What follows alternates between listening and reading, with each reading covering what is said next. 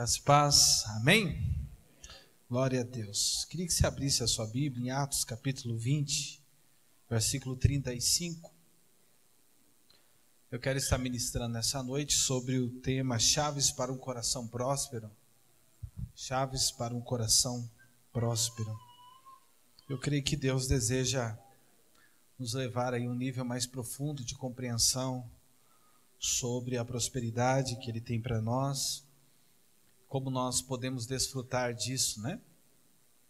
Atos 20, 35 diz assim: Tenho-vos mostrado em tudo que, trabalhando assim, é necessário auxiliar os enfermos e recordar as palavras do Senhor Jesus que disse: mais bem-aventurada coisa é dar do que receber.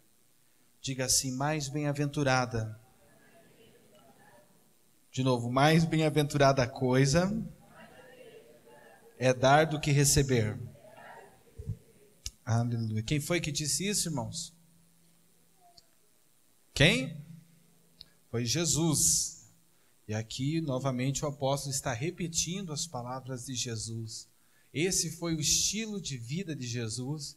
Esse foi o estilo de vida da igreja do Novo Testamento, o estilo de vida dos apóstolos. Esse também deve ser o nosso estilo de vida, né? Seguindo o mesmo modelo de Cristo. Viver uma vida onde dar é muito melhor do que receber. Amém? Ele deu a sua própria vida, Ele deu tudo que tinha. Amém? Para que nós recebêssemos e desfrutássemos da salvação e tudo aquilo que a cruz conquistou para nós. E agora nós, no mesmo coração, no mesmo princípio, estamos também dispostos a dar tudo para o Senhor que amamos. Amém? Amém? Se ama o Senhor, amamos Ele porque Ele nos amou primeiro, né? Então eu quero falar um pouco sobre prosperidade, mas num foco um pouco diferente do que muitas das vezes estamos acostumados a ouvir por aí, ou que muita gente tem falado, né? Por aí em relação à prosperidade, que acaba até distorcendo e levando a igreja a ser motivo de piada na boca de humoristas e dos ímpios aí de fora. De qualquer forma, a gente vai ser criticado, mas que sejamos pregando a verdade, não cooperando para que sejamos criticados. A palavra do Senhor diz em Mateus 5, bem-aventurados sois vós quando vos perseguirem e mentindo disserem todo mal contra vós por minha causa. Exultai e alegrai-vos, porque assim perseguiram os profetas que foram antes de vós. Então, quando nós somos perseguidos porque pregamos o Evangelho, porque vivemos a palavra, porque defendemos a causa do Evangelho, aí é porque estamos sendo bem-aventurados. Mas se estamos dando motivo para o mundo criticar, aí estamos causando escândalo, né? Mas não é o nosso caso, em nome de Jesus. É por isso que estamos ensinando tanto sobre o Evangelho da graça. Amém, queridos? Então Deus sempre é o desejo de Deus nos prosperar. Amém? É o desejo de Deus prosperar a sua vida. Agora, uma coisa importante que nós precisamos compreender é que Deus, Ele nos prospera sempre com propósito. Diga assim: Deus prospera com propósito. Amém? Há um foco, há um objetivo, há um propósito de Deus quando Ele nos abençoa. A bênção não é condicionada por aquilo que fazemos. A prosperidade não é condicionada por aquilo que fazemos para Deus. Mas a prosperidade que Deus nos oferece, a prosperidade que Deus nos dá, as bênçãos que Deus nos dá, elas são nos dadas com um propósito específico.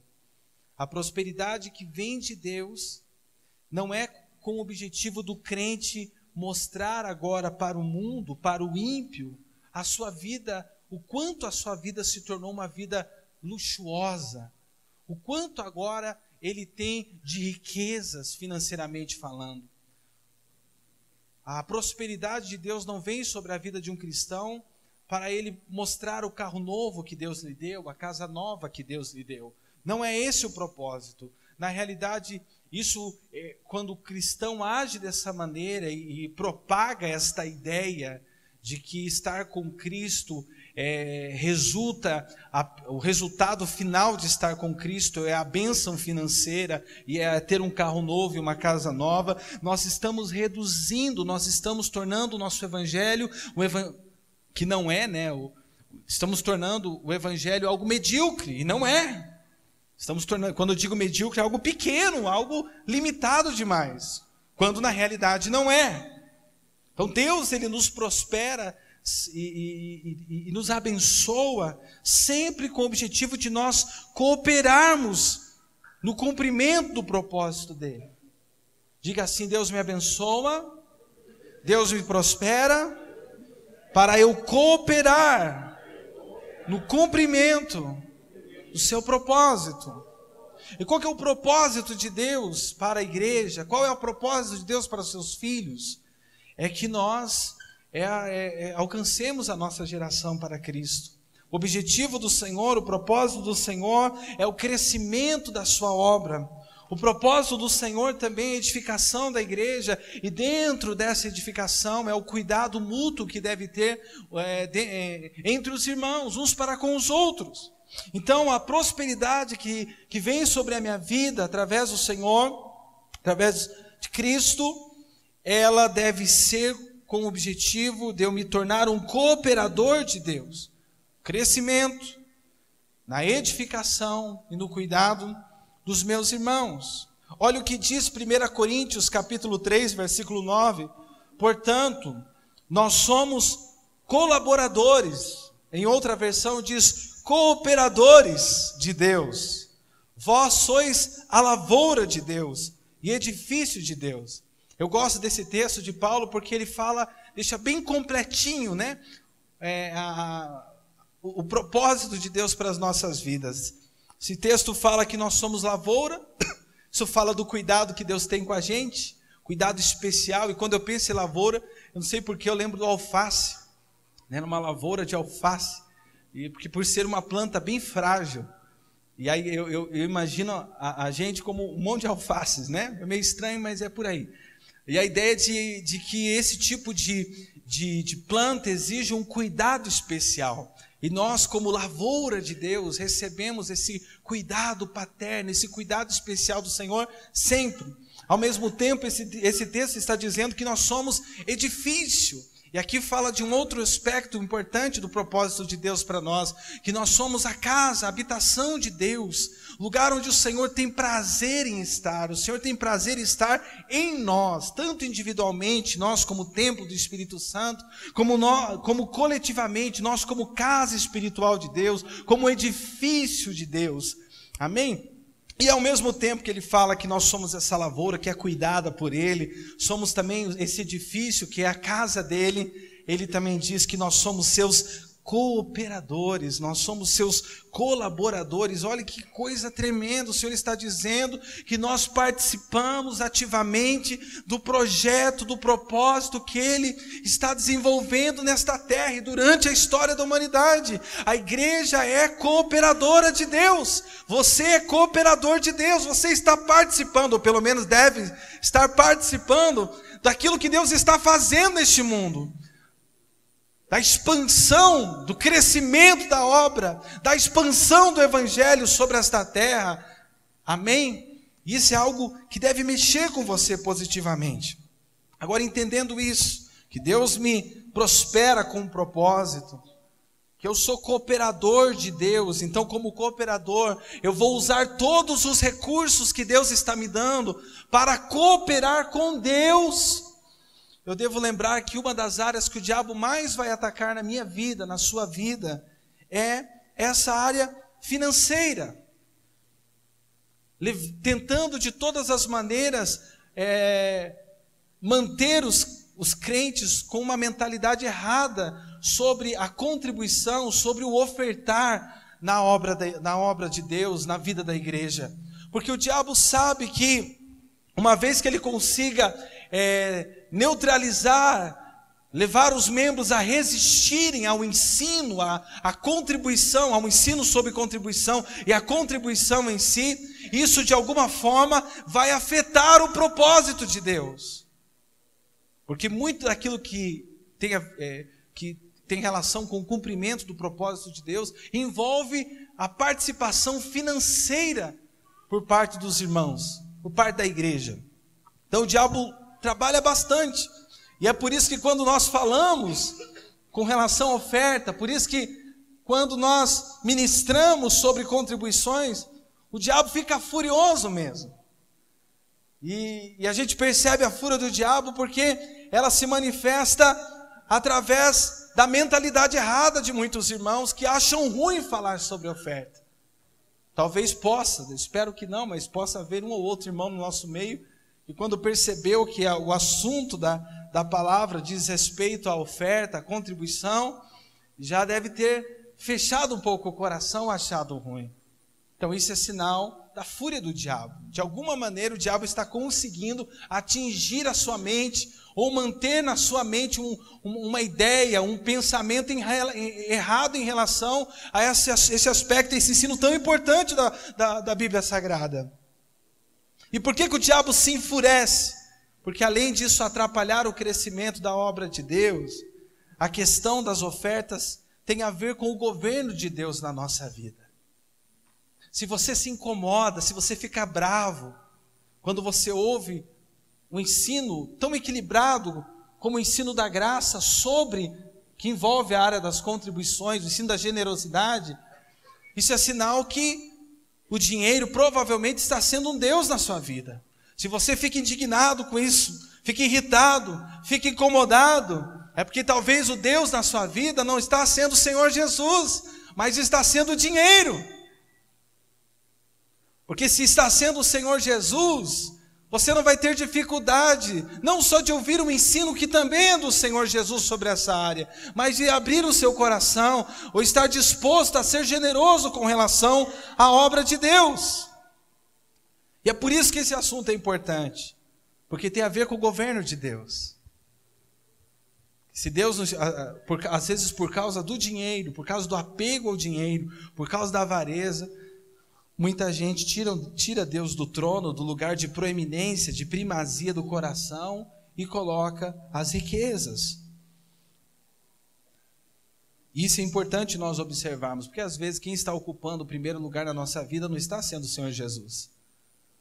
Apesar dele estar dentro de você, mas está sendo o dinheiro, as riquezas, os desejos pessoais, e isso precisa mudar.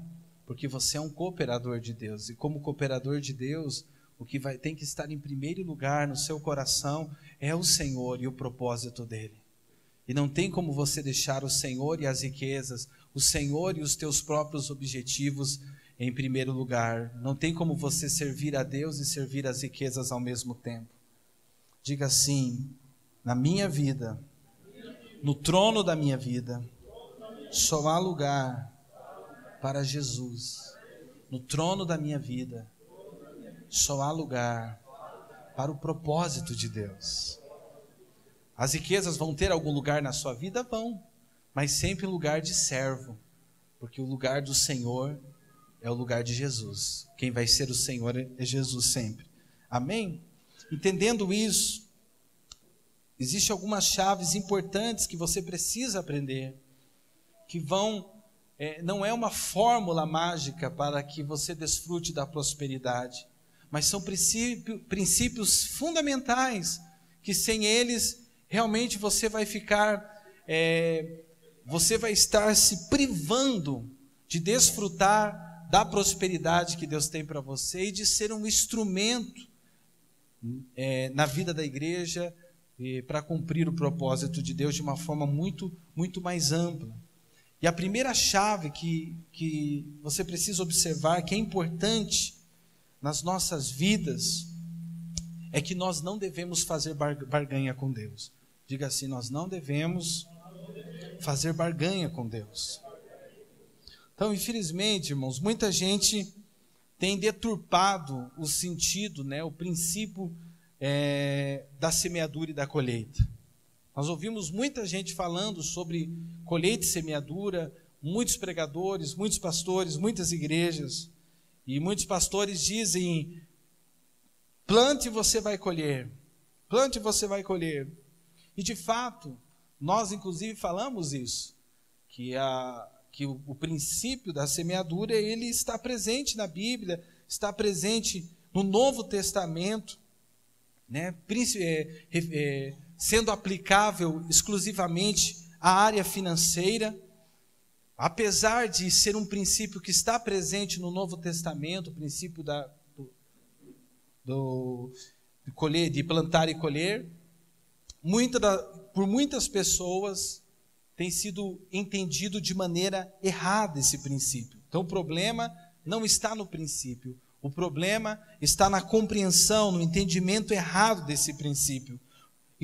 E como que nós percebemos esse entendimento errado do princípio do plantar e do colher, da lei do princípio da semeadura? É que muita gente acaba tendo uma visão da semeadura como algo mecânico. E a ideia errada de que, não, poxa, eu dou um Fusca e eu vou colher uma Mercedes.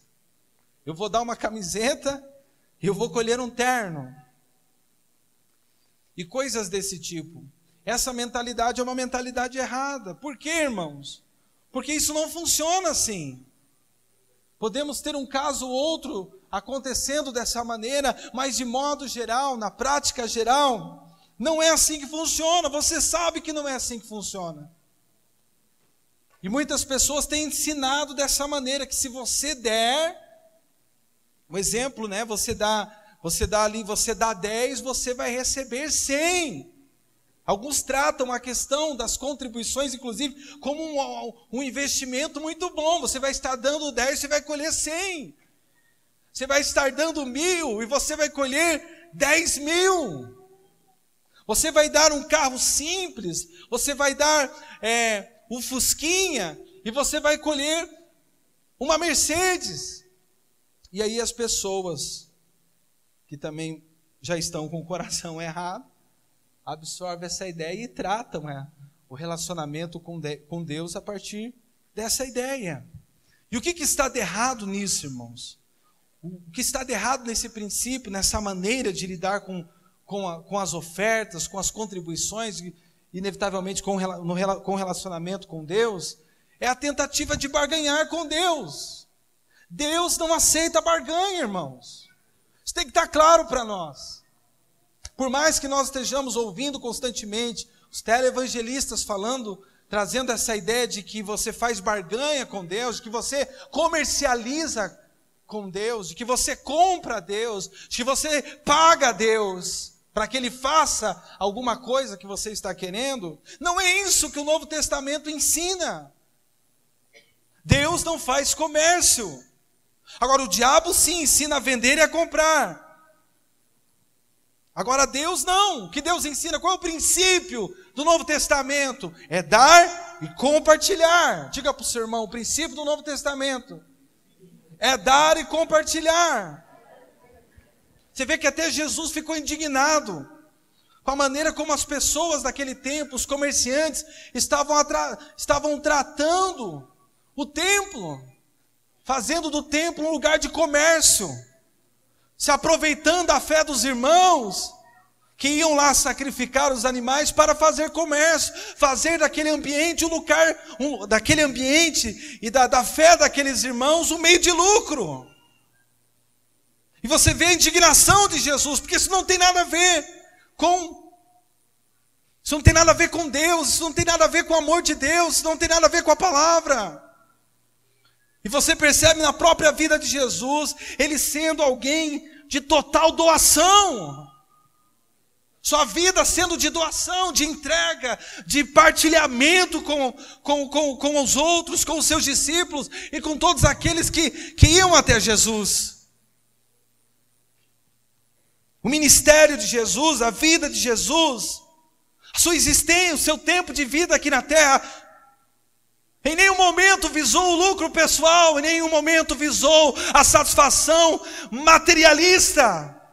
Mas o objetivo de Jesus era de todas as maneiras, de todas as formas, cooperar para a expansão do Evangelho, para que as vidas fossem alcançadas, para que as vidas fossem tocadas, libertas.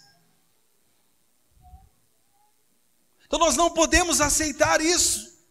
Vamos continuar ouvindo isso. Mas não pode ser a sua prática, não pode ser a minha prática. Meu relacionamento com Deus, o meu relacionamento na vida da igreja, não pode ser pautado na barganha, no comércio, visando o lucro, a ganância. Existe o princípio da semeadura? Existe. Mas a fonte, a base não pode ser a barganha. Lucas 6,38 diz: dai e dar-se-vos-á, boa medida, recalcada, sacudida e transbordante, generosamente vos darão, porque com a medida que tiverdes medido, vos medirão também. Então há um princípio da semeadura presente aqui nas palavras de Jesus. Gálatas capítulo 6, versículo 7, não vos enganeis, de Deus não se zomba, pois aquilo que o homem semear, isso também ceifará. E nós já temos aprendido que o contexto dessa palavra se aplica à área financeira, está se referindo a finanças. 2 Coríntios, capítulo 9, versículo 6, e isto afirmo, aquele que semeia pouco, pouco também ceifará, e o que semeia com fartura, com abundância, também ceifará. E o contexto dessa palavra aqui, de Paulo aos Coríntios, está falando da área financeira, das ofertas. Agora, observe um outro texto, 1 Coríntios, versículo 9, capítulo 9, versículo 11. Olha o que Paulo diz. Então nós já vimos que o princípio da semeadura existe no Novo Testamento, o princípio da semeadura aplicado especificamente à área financeira, as contribuições, a oferta, a generosidade. Agora olha o que diz 1 Coríntios capítulo 9, versículo 11. Se nós vos semeamos as coisas espirituais, será muito recolhermos de vós bens materiais. Se nós vos semeamos as coisas espirituais, será muito recolhermos de vós bens materiais. Então observe que Paulo está dizendo agora, até parece uma contradição. Se nós colhemos conforme plantamos, por que Paulo então está dizendo que ao plantarmos coisas espirituais, nós vamos colher coisas materiais?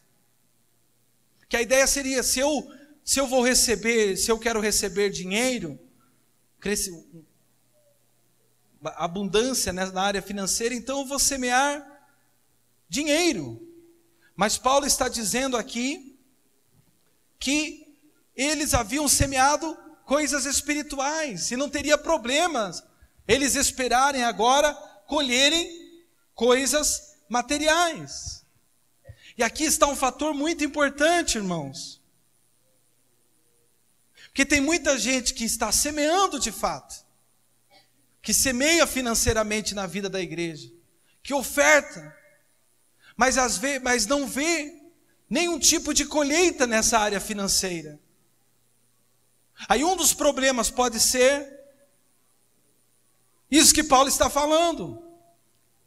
A fonte que está te levando a ofertar, a fonte que está te levando a contribuir, pode ser uma fonte errada. A semente, a natureza da semente que você está lançando, pode ser uma natureza errada. A verdadeira natureza da semente é espiritual. Então, quando você dá dinheiro, a semente não é o dinheiro que você está dando, não é o papel que você está colocando no gasofilácio.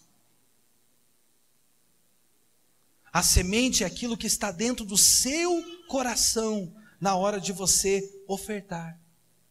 A semente é aquilo que está dentro de você, é aquilo que te leva a ofertar. Quando você semeia, o que você está semeando de fato, não é o dinheiro, o papel, mas aquilo que está dentro do seu coração. Então a semente, na realidade, é algo invisível. Alguns acabam até semeando o carro exteriormente, roupas, casa, mas o coração, a semente que está no coração e que está levando essa pessoa a semear, tudo isso é a ganância, é a cobiça.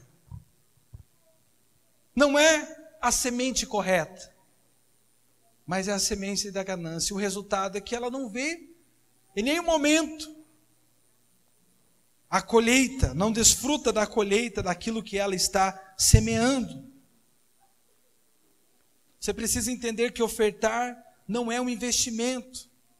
Quando nós damos algo, tendo como base a semente da ganância no nosso coração, nós não estamos sendo diferente das pessoas do mundo, que buscam de todas as maneiras obter algum tipo de lucro, algum tipo de benefício pessoal.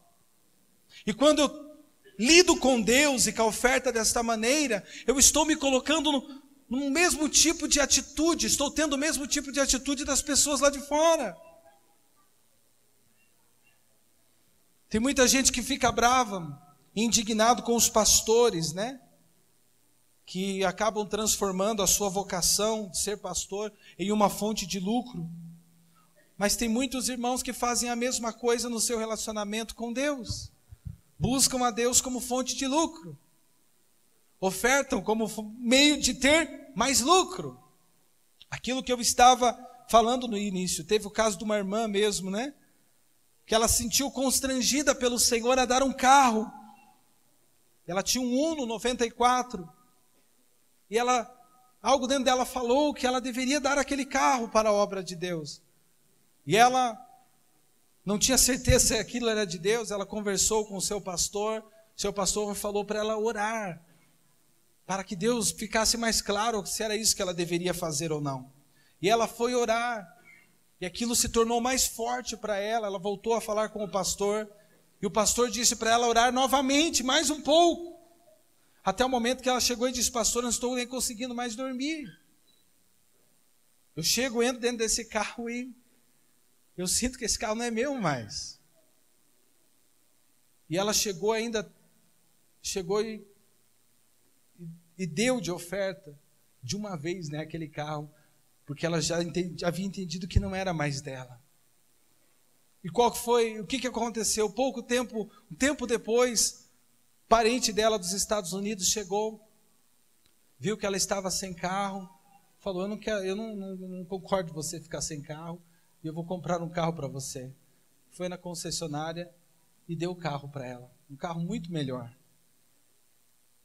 Aí ela foi e testemunhou daquilo que Deus havia feito, que ela havia recebido de Deus, expressando gratidão. Teve uma irmã que ouviu ela falando isso, e a lógica da mente dela seguiu a seguinte ideia, o seguinte princípio: poxa, se ela deu um Uno 94 e recebeu um Corsa Sedan, eu tenho um Fusquinha, e se eu der um Fusquinha, então eu vou receber um carro muito melhor. E o que ela fez? Ela foi e deu o Fusquinha dela também. E o que aconteceu no final das contas? Passou-se muito tempo e ela não recebeu carro nenhum. Então qual que é a diferença? Elas fizeram a mesma coisa, externamente falando, ambas deram o carro, mas uma colheu um outro carro de alguma forma, e a outra não teve colheita nenhuma. Qual era o problema? O problema estava na semente do coração. Que aquela que havia dado o Uno 94, deu não estava esperando nada em troca. Ela deu porque entendeu, Deus mandou dar, eu vou dar. Se Deus vai me dar um carro ou não vai, eu não estou nem preocupada com isso. Vou obedecer aquilo que Deus está mandando fazer. É um privilégio poder contribuir com o propósito de Deus. E a outra deu porque queria algo em troca, queria algo melhor em troca, esperando receber um carro melhor. A semente da ganância no coração, a semente da cobiça no coração. E o resultado é que não houve colheita, porque não há colheita para a ganância, não há colheita para a cobiça, meus irmãos. E isso precisa ficar claro. Não há como nós manipularmos o nosso Deus. Alguns acham que podem. Agora foi o que Deus disse para Samuel, quando Samuel foi ungir o novo rei de Israel, e ele chegou à casa de Jessé. Jessé fez com que passassem todos os filhos, a maior parte dos filhos dele diante de Samuel, e eram todos eles de grande estatura, tinham cara de rei, jeito de rei, postura de rei, mas nenhum deles, Samuel percebeu que estava a direção de Deus para ser rei. Ainda Deus corrigiu Samuel, né? Disse: Samuel, eu não vejo como vê os homens, eu olho para o coração. E onde estava o rei? Estava lá no meio das ovelhas. Ele perguntou: ainda acabaram os seus jovens? Aí Jessé lembrou: não, tem Davi ainda. Aí ele chamou Davizinho, e Deus então mostrou que Davi era o escolhido para ser rei. Mas por que eu estou contando isso? Para você entender que Deus olha para o nosso coração. Deus não está olhando para a quantidade que você está dando. Deus não está olhando para a aparência do que você está dando. Ele está olhando para o seu coração. Se aquilo que você está dando externamente reflete um coração desprendido, generoso, cheio de amor, esse é o propósito do Senhor. Essa é a semente que cai na terra e ela gera fruto. Agora a semente que é fruto de ganância, fruto de cobiça, não vai gerar nada, né? É importante você entender isso. O que você acha, né, que Deus sente quando os membros, seus filhos, somente ficam excitados, né? Ficam motivados em ofertar para o reino, para a expansão da obra de Deus, quando só ficam motivados quando ouvem promessas, né? De ficar rico mais rápido, de receber em dobro em relação àquilo que está dando, de receber 100 vezes tanto aquilo que está dando. Eu creio que há uma indignação no coração de Deus em relação a maneira como está sendo tratado algo tão importante, algo tão especial, algo tão valioso, que é as contribuições, são as ofertas na vida da igreja. Você pensa, irmão, que alguma vez Deus tenha dito, né, algo tipo: se o meu povo somente tivesse a visão de ganhar mais coisas e ficar rico, a igreja iria avançar muito. Há algum momento na Bíblia em que Deus fala algo semelhante a isso? Poxa, se meu povo tivesse o desejo, né, a visão apenas de ganhar mais coisas e ficar rico, a igreja ia crescer bastante. Nós não temos isso em nenhum momento. Você vê que o desejo de Deus é a expansão da igreja, é o crescimento da igreja, é o avanço da igreja, é o avanço do evangelho. Mas nesse crescimento, nesse avanço do evangelho, implica o despreendimento de cada irmão para cooperar de alguma forma com esse crescimento.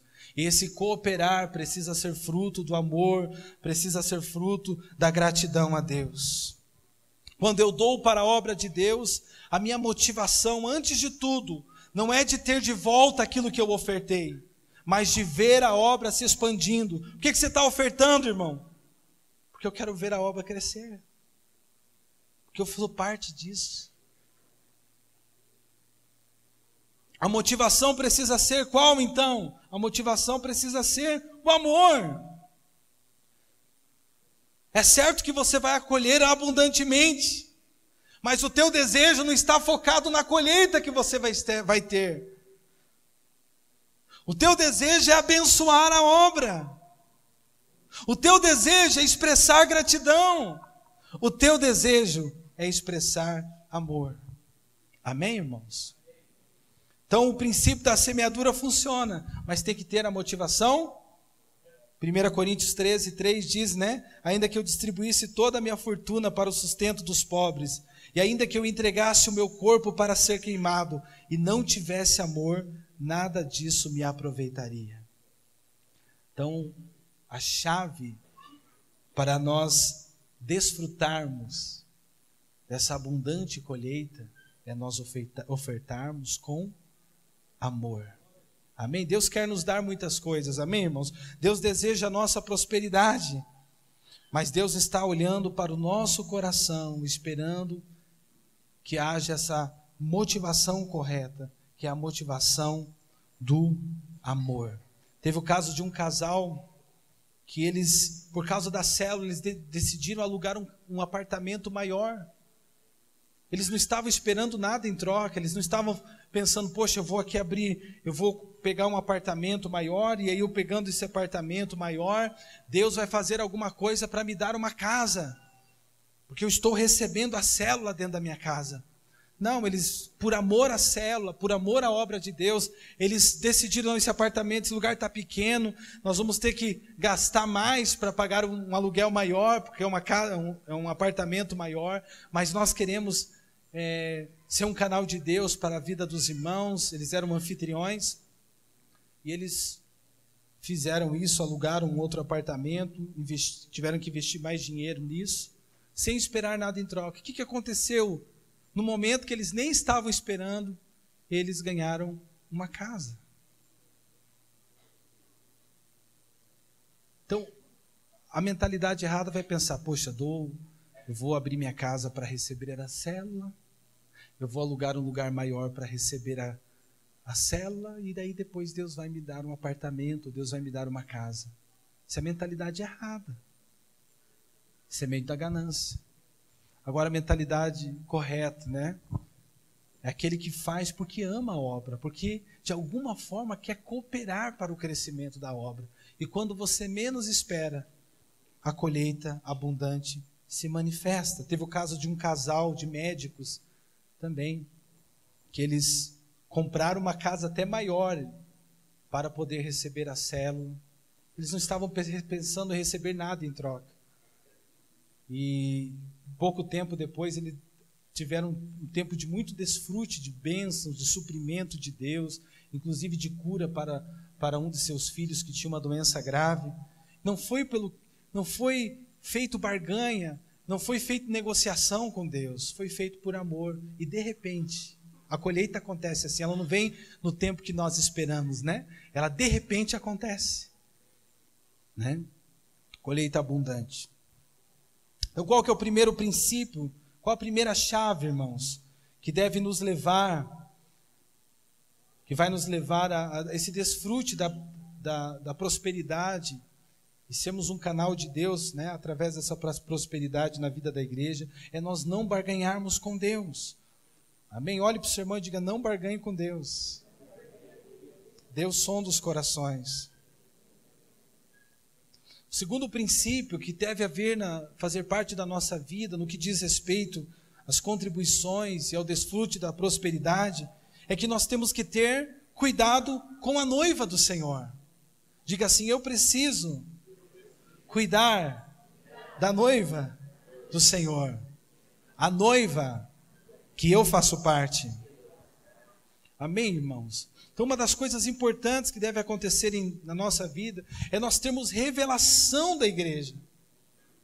Entendemos por que é tão importante a igreja, a existência da igreja.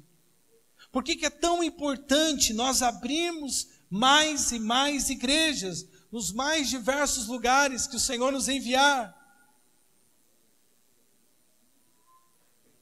Muitos irmãos, infelizmente, têm sido displicentes em relação ao cuidado com a igreja. E por que eles não são irmãos salvos, nascidos de novo, filhos de Deus, são uma bênção, mas são displicentes por quê? Por falta de revelação. Não é porque não gostam da igreja, tem muitos irmãos que amam a igreja, mas falta mais revelação, mais entendimento do propósito da igreja e do propósito dele na vida da igreja. E a displicência leva esse irmão, às vezes, a não perceber as necessidades. A displicência leva o irmão a não se dispor a ser um canal de Deus para suprir as necessidades, inclusive as necessidades financeiras da vida da igreja. Então precisa haver uma mudança de visão em relação à igreja. Precisa haver uma maior revelação em relação à igreja. Que quando houver uma mudança de visão em relação à igreja no seu coração, vai mudar a sua perspectiva sobre as contribuições. As contribuições vão deixar de ser um peso para você. O assunto de contribuição vai deixar de ser algo chato de se ouvir. Porque você vai se sentir responsável pela igreja. Você vai estar entendendo o valor do teu envolvimento, não só com o talento, com as habilidades que Deus te deu, mas também com o dinheiro que Deus está colocando nas suas mãos. Você vai entender que Deus está contando com você para sustentar a sua noiva, para cuidar da sua noiva. Muitos pastores, infelizmente, irmãos, têm ido atrás de ímpio para pedir dinheiro para a obra de Deus. Isso não está certo. Quando Deus quis sustentar Elias no deserto e usar os corvos para sustentá-lo, Deus mandou os corvos até Elias. Quando Deus quiser usar o ímpio para, de alguma forma, ser um canal de bênção na vida da igreja, Deus vai se responsabilizar por isso. Mas os pastores irem até os governantes, irem até os políticos para pedir ajuda, é transferir algo que é devido somente a Deus. E não a Deus e ao seu corpo, porque quem é responsável pelo cuidado da igreja é você. Sou eu. Não é o político. Não é o empresário ímpio, mas somos nós. O recurso vem de quem? Vem de Deus. E é dado esse recurso para quem? Para os membros da igreja. Então quem que é responsável pelo cuidado da noiva? São aqueles que Deus tem dado os recursos. E todos nós, faz assim com a sua mão, todos nós, em alguma medida, temos recebido o recurso de Deus. Em alguma medida, uns mais, outros menos, mas todos temos recebido. Isso quer dizer que Deus está contando com você para cuidar da noiva. Irmãos, é importante termos ONGs na nossa sociedade? Sim, com certeza. É importante termos ONGs que trabalham com deficientes físicos. É importante termos ONGs que trabalham exclusivamente com dependentes químicos. É importante termos ONG que trabalha exclusivamente com pessoas portadores que sofrem, né, por causa do câncer. E tantas outras. Se tirássemos as ONGs, nós teríamos um caos na sociedade. Mas são importantes. Agora, uma coisa que também é importante que a gente entenda é que qualquer ímpio se comove com as ONGs e de alguma forma se dispõe a ajudar as ONGs. Agora, dificilmente você vai encontrar um ímpio que se comova e que se importe com um missionário que está lá no campo necessitando de ajuda financeira. Dificilmente nós vamos encontrar um ímpio que se importe com a abertura de uma igreja. Nós vamos ter um monte de ímpio que vai se levantar contra a abertura de uma igreja ou para usar a abertura da igreja para algum benefício específico. Então quem que vai se importar com os missionários? Quem que vai se importar com a expansão da igreja, a abertura da igreja? Ganhar pessoas para Cristo? São os crentes. É eu e você. Então quem que se importa com a noiva? Quem que tem a responsabilidade de cuidar da noiva? É nós, irmãos. É a gente. Que fazemos parte da noiva também. E sabe o que nós estamos dizendo quando nós não contribuímos, quando nós fechamos o nosso coração para a oferta, para a expressão da generosidade? Nós estamos dizendo que nós não nos importamos, que não nos preocupamos com a igreja, que não nos preocupamos com a noiva. Estamos dizendo que nós não nos importamos se essa infraestrutura tiver que fechar. Há irmãos que acham que é possível nós termos uma grande igreja com milhares de pessoas sem termos estrutura. É impossível. Até para ter um grupo pequeno vai precisar de uma estrutura. Se você quiser ter uma igreja com 10 pessoas, você vai ter que ter um lugar para se reunir, nem que seja a casa de alguém. A casa acaba sendo a infraestrutura. Vai ter que ter horário para se reunir. Vai ter que usar luz, vai ter que usar água da casa, vai ter algum custo, ainda que não seja para aqueles irmãos, mas para quem é o dono da casa. Então sempre vai necessitar de estrutura. Então nós queremos ser uma igreja de milhares, e seremos, amém, irmãos? Isso quer dizer que nós vamos precisar de muitas estruturas. Tanto para reunião, para a parte administrativa, para a parte de cursos. E quando nós não contribuímos, nós estamos dizendo que não nos importamos com isso. Ou não faz diferença se nós se acabar a estrutura. Mas a estrutura é necessária. Diga assim: Deus conta comigo para cuidar da noiva. E isso inclui manter a estrutura. Amém, irmãos? Então são dois princípios importantes. O primeiro princípio: eu não devo barganhar com Deus. Não adianta, não vai dar nada barganhar com Deus. A oferta precisa ser por amor. O segundo princípio é que eu tenho que ter cuidado com a noiva.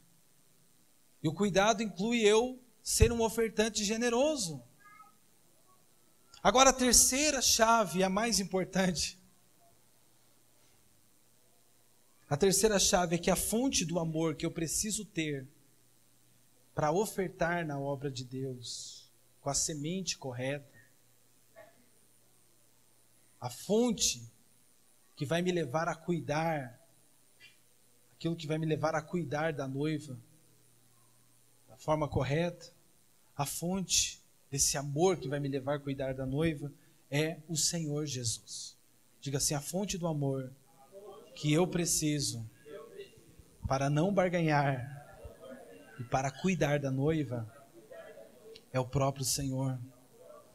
Então, alguns irmãos, depois de ouvir eu falar até agora, talvez estejam pensando e até se sentindo acusados, porque não sabem como poderão ter essa motivação de amor para fazer isso, para cuidar da noiva, para ofertar generosamente, para não barganhar com Deus. Mas você não precisa se sentir acusado. Sabe por quê? Porque esse amor que você precisa para tornar a sua oferta, uma oferta correta, uma semente correta, não pode ser fruto do seu esforço próprio. Precisa, antes de tudo, ser resultado de você reconhecer o quanto você foi e é amado pelo Senhor. Quanto mais você reconhece o quanto você foi amado, o quanto você é amado por Deus, mais facilidade vai ter desse amor fluir, esse amor para cuidar da igreja, esse amor para dar sem esperar algo em troca de Deus, vai fluir naturalmente, espontaneamente. 1 João, estava preparando essa parte, o texto que vem no meu coração, 1 João capítulo 4, versículo 19. O que diz nesse texto? Nós amamos porque Ele nos amou. Nós amamos porque Ele nos amou. Então, você não tem que se esforçar para ter esse amor. Você precisa, antes de tudo, reconhecer o quanto você é amado por Deus, o quanto o Senhor fez pela sua vida. E quanto mais você vislumbrar o grande amor que o Senhor tem por você, o que Ele fez por você, o resultado dessa revelação do amor de Deus vai ser a espontaneidade, a facilidade do amor fluir através da sua vida, o amor a Deus, o amor à igreja, o amor aos irmãos e inclusive o amor aos seus inimigos. Não é fácil amar os inimigos, mas como é que eu amo os inimigos? Quanto mais eu reconhecer o quanto eu fui amado por Deus, quanto tudo aquilo que Deus fez por mim, mais fácil vai ser de mim também expressar esse amor para as pessoas que me fazem mal ou que me fizeram mal. Isso é muito interessante, porque a igreja do Novo Testamento, irmãos, elas viviam essa clareza do amor de Deus.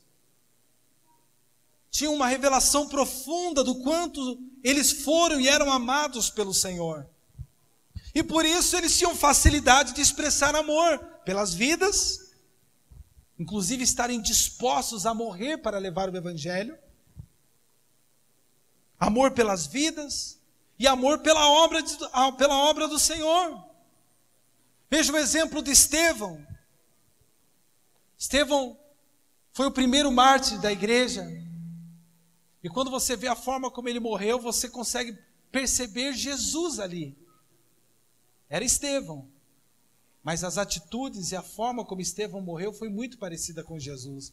No momento em que ele estava sendo apedrejado pelos judeus cheios de raiva e ódio, porque ele estava pregando o evangelho, o que ele disse? Qual foi a expressão de Estevão? A mesma expressão de Cristo lá na cruz. Senhor, perdoa-os, porque eles não sabem o que fazem. Mesma expressão de amor. E por que Estevão teve essa expressão profunda de amor? Porque estava claro para ele, muito claro, muito latente para ele, o grande amor que o Senhor Jesus tinha demonstrado pela vida dele também. Irmãos, ninguém havia instituído na igreja do Novo Testamento que os irmãos deveriam vender suas propriedades e entregar o valor aos pés dos apóstolos. Não tinha uma lei. Não era uma lei de iniciação. Agora todo mundo que quiser fazer parte da igreja, fazer parte da comunidade, precisa vender as suas propriedades e dar todo o dinheiro da venda para os apóstolos suprirem as necessidades da igreja. Não havia esse tipo de lei. Não havia nada instituído nesse sentido. Mas o que nós vemos no Novo Testamento? Que era uma prática comum. Os cristãos vinham para a vida da igreja e eram constrangidos a tal ponto que colocavam à disposição todos os seus bens. Isso foi o caso de Barnabé e de outros mais. Vendiam sua propriedade, entregavam valor aos pés dos apóstolos para ser usado, para satisfazer as necessidades da obra. Eles faziam isso espontaneamente, motivados pelo quê? Apenas pela gratidão a Deus. E por que havia espontaneidade? Por que havia gratidão? Porque eles contemplavam, estava claro quanto eles eram amados pelo Senhor. 2 Coríntios capítulo 5, versículo 14, a parte A diz: porquanto o amor de Cristo nos constrange. E constranger fala do amor de Cristo mexer com você. O amor de Cristo comover você. O amor de Cristo tirar os seus olhos do seu próprio umbigo. O amor de Cristo te leva a olhar para o irmão que está do seu lado, para o que está atrás de você, o que está na frente. O amor de Deus te constrange no sentido que te leva a perceber que agora você faz parte de um corpo. Que você faz parte da noiva, da igreja. Então não é o teu esforço em tentar fazer as coisas, em tentar amar a Deus, amar a igreja.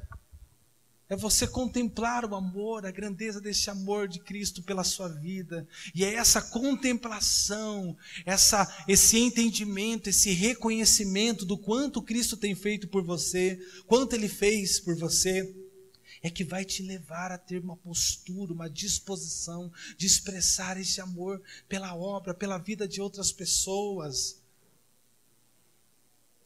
Quem se sente amado não precisa ser obrigado a fazer nada. Quem se sente profundamente amado por Deus, flui espontaneamente. Então não olhe mais para si mesmo para você amar. Poxa, se eu consigo amar, esse negócio de amar, eu tenho que me esforçar. Não faça isso. Olhe para Jesus, olhe para aquilo que Ele fez por você. Pense na cruz, medita no amor dEle por você. Olhe para o que Ele foi capaz de fazer lá na cruz, porque era apaixonado pela sua vida. Medite no quanto você foi perdoado por Ele. Você foi perdoado todo o seu passado. Você é perdoado no presente. E todo o teu futuro também já foi perdoado. Lembre daquilo que Paulo disse lá em Romanos 8:32, que nada pode te separar desse amor. Lembre que o amor de Deus por você já lhe garantiu a vida eterna. E como o pastor disse, você não pode mais perder ela. Por toda a eternidade já está garantido que você vai estar com o Senhor uma vez salvo. Medite no fato de que por te amar, Cristo já providenciou toda a sorte de bênçãos para o seu desfrute. Lembre que Ele te ama tanto, que Ele decidiu inclusive fazer da sua casa, da sua vida, perdão, a sua casa favorita, fazer de você a sua habitação. É esse amor de Deus reconhecido, é esse amor de Deus vivenciado na sua vida, sentido na sua vida, se sentindo profundamente amado por Deus, que vai te conduzir a expressar o amor de maneira prática. De que forma? Ofertando por amor, contribuindo por amor. De que forma? Cuidando da noiva, suprindo a noiva, protegendo a noiva. Fique de pé neste momento, por gentileza, querido. Você entende o quanto você é amado por Deus? Você entende o quanto Jesus fez pela sua vida? Eu queria que você fechasse os teus olhos neste momento. E você não vai pensar no quanto você tem que amar, o quanto você precisa fazer. Você vai pensar um pouco no quanto Jesus fez por você. Não tem outra forma de você amar como a Bíblia ensina que devemos amar, se você não se sentir profundo, se você não se perceber alguém profundamente amado por Deus. Se você não se acha amado por Deus, se você não se vê amado por Deus, você não vai conseguir amar, você não vai conseguir perdoar. Inclusive o perdão no Novo Testamento, a ideia de perdão é você perdoar como você foi perdoado. Não é perdoar para ser perdoado, mas perdoar porque foi perdoado. E você só vai poder perdoar porque foi perdoado se você tiver revelação do quanto você foi perdoado por Deus. Da mesma forma, você não oferta para receber algo em troca. Você oferta por gratidão. Ao perceber, ao ter revelação de quão grande foi aquilo que Cristo fez. Ele deu a sua própria vida. Ele deu tudo por mim. E uma forma de eu expressar minha gratidão a Ele, eu estou disposto a dar tudo para Ele também. Tudo para cumprir o propósito dEle. Tudo para ver o sonho dEle realizado. O sonho dEle é a igreja. O sonho dEle é a igreja. Se as contribuições são úteis, se o dinheiro que Ele tem colocado nas minhas mãos é útil para, de alguma forma, suprir e cuidar daquilo que é o sonho dEle, então eis-me aqui. Tudo é teu, Senhor. Tudo é teu, Senhor. Então eu quero que você feche os teus olhos e você medite naquilo que Cristo fez por você. A grandeza da obra dele. Faça isso, querido. Tem outra forma. Não adianta você ficar falando agora, eu amo, eu amo, eu amo, eu amo. E isso não vai fazer com que você ame mais. O amor vai fluir à medida que você reconhecer o quanto você é amado.